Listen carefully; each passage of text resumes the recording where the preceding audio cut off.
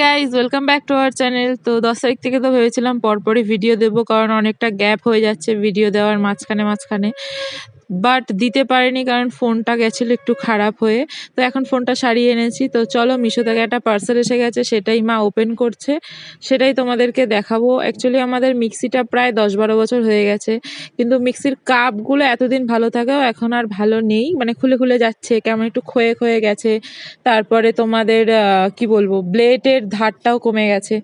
তো ওই জন্যই ভাবলাম যে মিশো থেকে একটা কিছু অর্ডার দেওয়া যাক। মানে মিশোতে মিক্সিং জার দেখছিলাম আমি, অ্যাকচুয়ালি একটা ফেসবুকে ভিডিও দেখেছি, তো সেই থেকেই ওখানে সার্চ করাতে মিক্সিং জারটা এসছে।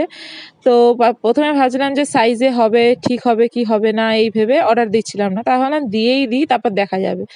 তো এখানে দেখো দুটো মিক্সিং জার এসছে, আর দুটোর আবার লিডও আছে। মানে তুমি মিক্সিতে যাই করো না কেন, সেটা যদি বেঁচে যায় সেটা ওই ঢাকনাটা লাগিয়ে ফ্রিজেও রেখে দিতে পারো।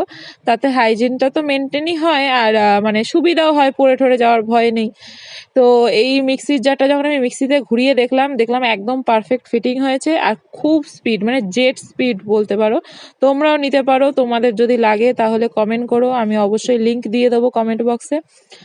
আর এটার দাম নিয়েছিল প্রায় 280 টাকা, 279 টাকা, 1 টাকা কম।